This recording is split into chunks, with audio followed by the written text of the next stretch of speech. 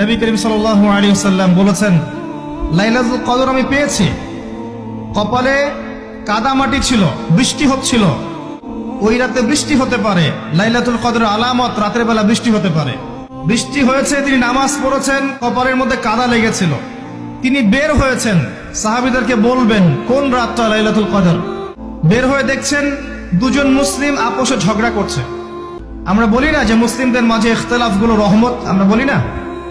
এই কাজটার কারণে আল্লাহ রাব্বুল আলামিন নবী সাল্লাল্লাহু আলাইহি ওয়াসাল্লামের হৃদয় থেকে এই কথাটাকে তুলে নিলেন। তিনি আর বললেন না এক্স্যাক্টলি কোন রাতে লাইলাতুল কদর ছিল। নবী সাল্লাল্লাহু আলাইহি ওয়াসাল্লাম এখন বললেন যে আমাকে ভুলিয়ে দেয়া হয়েছে কোন রাত, তোমাদের ঝগড়ার কারণে।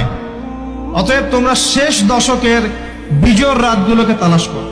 শেষ দশকের বিজোড় রাত বলতে 21-এর রাত, 23-এর রাত, 25, 27, 29, এই 5টা রাতের যে কোনো একটা লাইলাতুল কদর।